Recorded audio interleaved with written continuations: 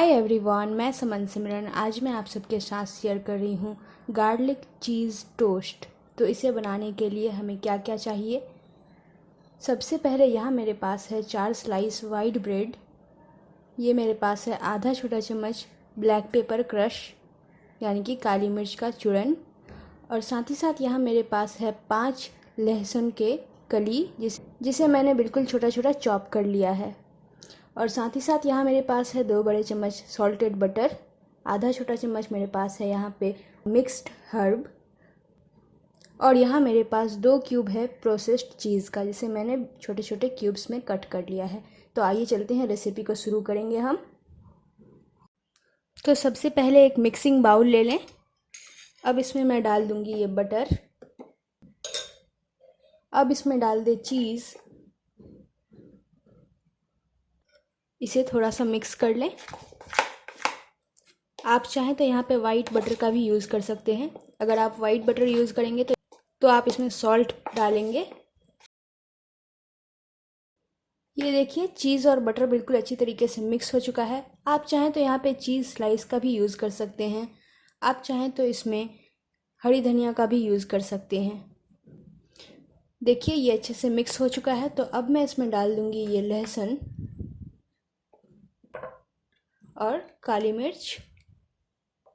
इसे एक बार फिर से मिक्स कर लेंगे।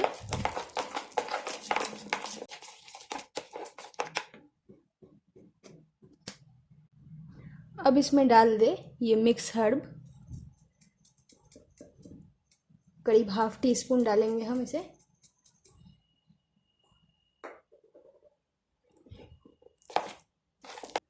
तो अब एक प्लेट ले लें। अब इस पे डाल देंगे हम ये ब्रेड का स्लाइस और इसे अच्छे तरीके से हम इस पे स्प्रेड कर लेंगे।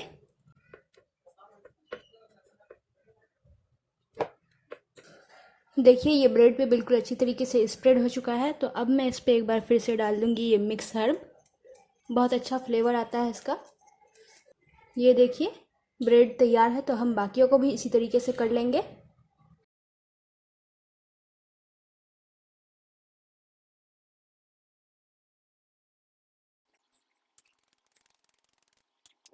सारे ब्रेड तैयार है। तो अब हम इसे सेक लेंगे।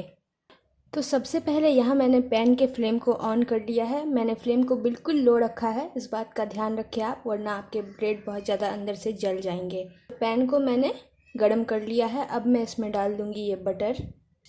इसे अच्छे से फैला लें। बटर अच्छे से मेल्ट हो चुका है। तो अब मैं इसमें डाल दूँगी ब्रेड और इसे हम कवर कर लेंगे। जब तक कि चीज़ अच्छे से मेल्ट ना हो जाए तब तक हम इसे पकने देंगे, बिल्कुल लो फ्लेम पे। करीब 3 मिनट हो चुके हैं। आप देख सकते हैं पूरा स्टीम ऊपर आ चुका है। तो अब हम इसे चेक कर लेंगे। ये अच्छे से पक चुका है, चीज़ बिल्कुल मेल्ट हो चुकी है। तो अब मैं इसे निकाल लेती हूँ। एक बार फिर हम इसमें बटर डाल देंगे।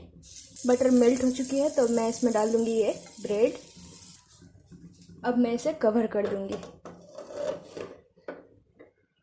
इसे भी करीब 3 मिनट के लिए हम पका लेंगे। 3 मिनट हो चुके हैं। हम इसे भी चेक कर लेंगे।